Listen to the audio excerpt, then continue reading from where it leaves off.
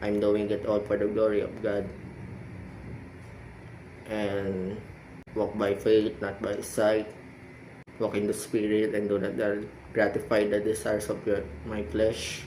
Those verses na nagre-remind sa akin lagi na umasa ka lang kay Lord.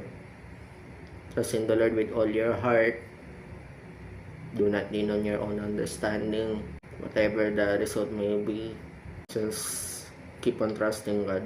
Kaya, whatever your situation in right now, you might be struggling the same as I am, na gusto mong i-share yung salvation na binigay sa atin ni Lord to other people pero hindi mo magawa, or any other different situations that you're having right now.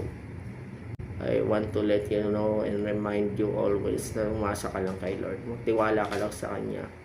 I-remind mo lang sa sarili mo lagi na He's always there. He's always there to love you, to protect you, to provide you anything that you need in your current state. He will never leave you nor forsake you.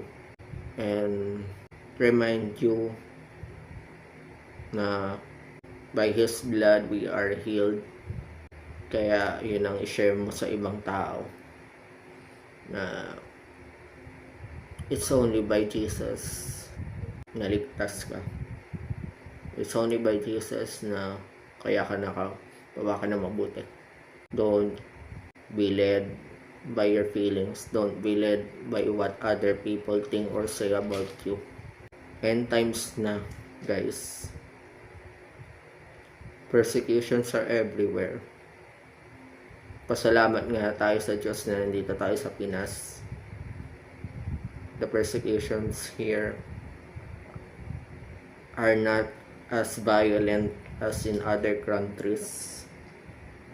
Pero it still hurts anyway. Even if it's more verbal persecutions here, it still hurts.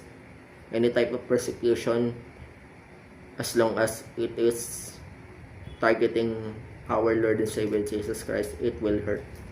Kaya don't mind those persecutions. I-bless naman tayo ni Lord throughout those persecutions, as He said in one of the Beatitudes. Don't let those persecutions define who you are. Your identity is in Christ now, and nothing can separate that. Nothing can destroy that identity. Nothing can separate that love of Christ na binigay